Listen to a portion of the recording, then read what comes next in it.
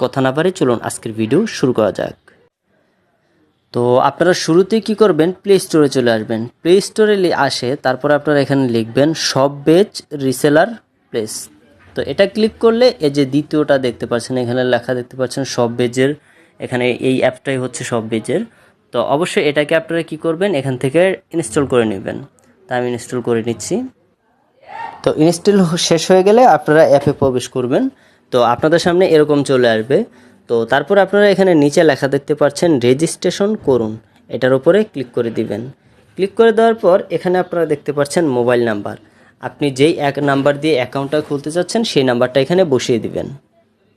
ওকে, number দেওয়া হয়ে গেলে এখানে লেখা দেখতে পাচ্ছেন ওটিপি পাঠান। তো এই ওটিপি পাঠানোর উপরে ক্লিক করে দিব।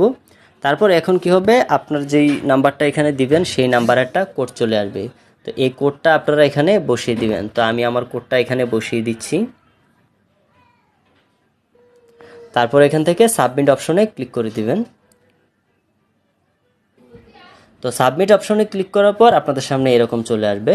তো প্রথমে আপনাদের ফোন নাম্বারটা থাকবে, তারপর এখানে নাম। তো এখানে কি করবেন, আপনার নামটা দিবেন, আপনি যেই নামে অ্যাকাউন্ট খুলতে চাচ্ছেন সেই নামটা দিবেন।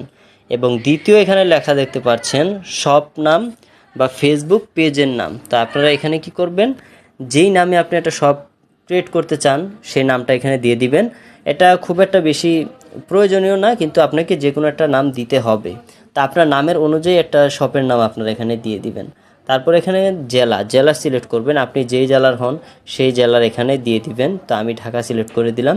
তারপর এখানে ঠিকানার জায়গায় কি করবেন, আপনি শুরুতেই দিবেন গ্রাম দেওয়ার পর তারপর থানা, তারপর দিবেন আপনার ডিস্ট্রিক্ট, মানে আপনার এখান থেকে কোন গ্রামে থাকেন সেটা। তারপর একটু নিচে আসবো, নিচে আসার পর এখানে লেখা দেখতে পাচ্ছেন পাসওয়ার্ডটা অবশ্যই সর্বনিম্ন 6 সংখ্যার একটা পাসওয়ার্ড দিবেন।